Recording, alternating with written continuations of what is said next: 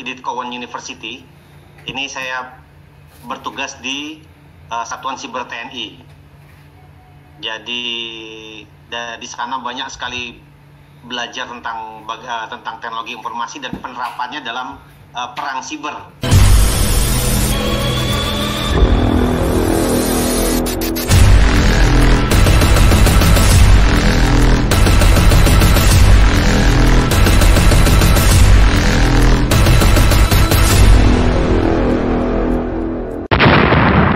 Selama saya di dinas ataupun selama juga saya belajar di sini, saya share materi saya. Idit Cowan University. Ini saya bertugas di Satuan Siber TNI. Jadi di sana banyak sekali belajar tentang teknologi informasi dan penerapannya dalam perang siber yang diterapkan oleh TNI. Kemudian sebelumnya juga saya berdinas di Dinas Penerangan. Itu TNI ternyata teknologi informasi ini sangat-sangat berguna gitu. Selain diolah, ternyata bisa dimanfaatkan sebagai weapon system, sebagai senjata gitu. Jadi dalam presentasi ini saya coba memaparkan ada 3 bagian. Yang pertama adalah fungsi dan peran teknologi informasi. Kemudian teknologi informasi itu apa? Ternyata teknologi informasi itu intinya ada 2, teknologi komputer dan teknologi telekomunikasi atau komunikasi jarak jauh. Nah, teknologi komputer itu ada hubungannya dengan perangkat kerasnya dan perangkat lunaknya. Jadi perangkat keras itu software, hardware-nya dan pendukung-pendukungnya. Kemudian perangkat lunaknya itu yang mungkin ada yang akan diterapkan senjata dalam teknologi informasi. Jadi bukan hanya sebagai muatan, tapi akan menjadi senjatanya.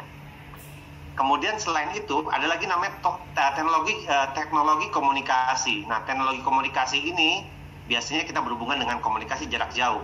Kita bisa pakai internet, bisa juga dengan menggunakan, kalau internet itu menggunakan IP, kalau misalnya ada lagi namanya teknologi komunikasi dengan orangnya atau berhubungan dengan penyerang atau orang-orang yang ngacak-ngacak. Mungkin kita sering dengar kata istilah hacker gitu ya. Apakah itu juga bagian dari teknologi informasi? Itu akhirnya semuanya menjadi pertanyaan dan berkumpul. Dan benar, ternyata teknologi informasi itu menjadi dunia baru. Semuanya ada, aplikasinya, orang jahat, orang buruk. Yang menjadi titik awal dari sebuah revolusi industri keempat. Teknologi informasi membuka peluang kita dunia menemukan revolusi industri keempat namanya. Apa aja revolusi industri keempat itu? Ada disebut dengan lapisan logika, internet, TV, kulkas. Ada lagi namanya lapisan fisik, pakai augmentasi real.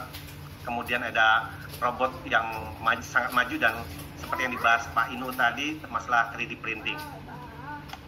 Nah, informasi itu dia dengan kekuatan ini. Teknologi informasi lagi-lagi bisa digunakan untuk pertahanan.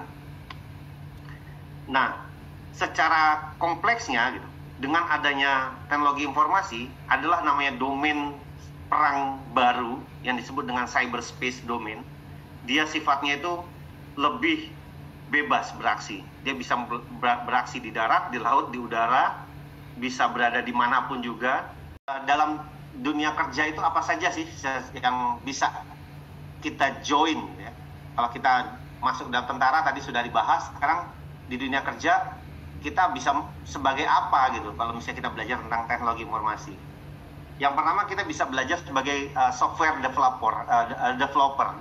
Software developer ini kita bisa join ke industri pariwisata, hiburan, gunakan web untuk promosi dan untuk acuan bahkan untuk transaksi. Nah, ini kalau kita belajar tentang web, untuk belajar menjadi web developer ini bagus nih.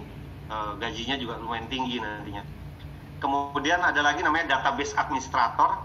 Dia memelihara database. Nah, kita harus punya skill khusus seperti Microsoft Access, SQL server, harus tuh pelajaran operating system kayak Linux. Ada yang kemarin tuh bikin game anak-anak yang sampai diundang ke Australia ya, saya lupa namanya, anak SMP diundang ke Australia, disekolahkan gara-gara dia membuat game. Kemudian ada lagi yang membuat user interface dan user experience. Ini membuat sebuah, ternyata ada jadi data scientist, SEO spesialis, quality assurance, pen tester, IT support, banyak sekali ternyata ladang pekerjaan kalau kita join ke teknologi informasi, banyak sekali. Kemudian basic knowledge-nya apa saja sih yang kita butuhkan? Ternyata banyak basic knowledge, dan banyak sekali ternyata basic knowledge yang kita butuhkan, tapi ya tidak perlu semuanya, dan asal kita bisa belajar satu fokus dengan baik, saya rasa bisalah kita bisa bergabung dalam pekerjaan-pekerjaan di teknologi informasi ini. Dan yang saya lihat di silabus pada SMK Angkasa, hampir semuanya memenuhi basic lahan untuk jualan online kita gitu. Kita misalnya kita jualan baju untuk anak remaja, bagus kita masukkan ke Instagram, jangan di Twitter.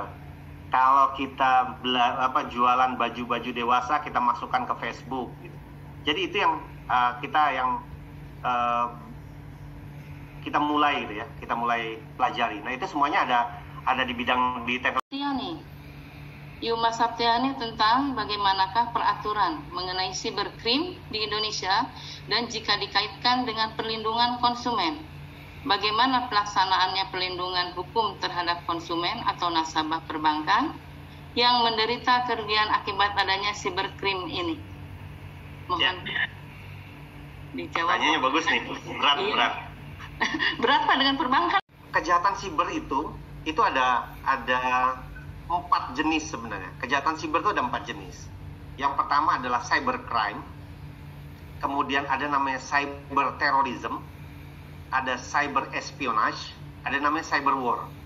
Ya, dengan tingkat-tingkatan yang terus meningkat gitu ya. Nah, cybercrime itu memang kebanyakan melaksanakan pencarian, siapa yang melaksanakan. Kemudian apabila kita memang perbankan kita mengalami kebocoran data sehingga kita mengalami kerugian karena cybercrime, itu kita bisa meminta banknya untuk bertanggung jawab gitu. Bisa, karena memang keamanan keuangan kita ditangani oleh bank. Kalau misalnya bayar dari orang yang tidak dikenal, sehingga kita harus dengan berbagai macam cara kita akhirnya mengirim uang ke orang itu, kemudian kita merasa tertipu. Nah, itu juga kita bisa laporkan ke kepolisian. Kita bisa laporkan ke kepolisian, dan kita bisa memang kita agak sulit untuk ya mengungkapnya. Nah, tapi ingat, kejahatan cyber itu bukan tidak mungkin diungkap. Itu hanya tinggal menunggu waktunya. Tapi masalah waktu untuk menangkapnya itu butuh waktu, tetap butuh waktu. Tidak segampang dunia nyata lah gitu. Itu mungkin yang bisa kami jawab. Oke, terima kasih Pak Ivan. Mudah-mudahan Mbak Yurma Saftiani bisa dengan baik menerima penjelasan dari Bapak Ivan bahwa informasi dan dunia kerja di masa depan serta bagaimana teknologi informasi dapat menghadapi tantangan di masa depan. Oke Pak, penjelasannya.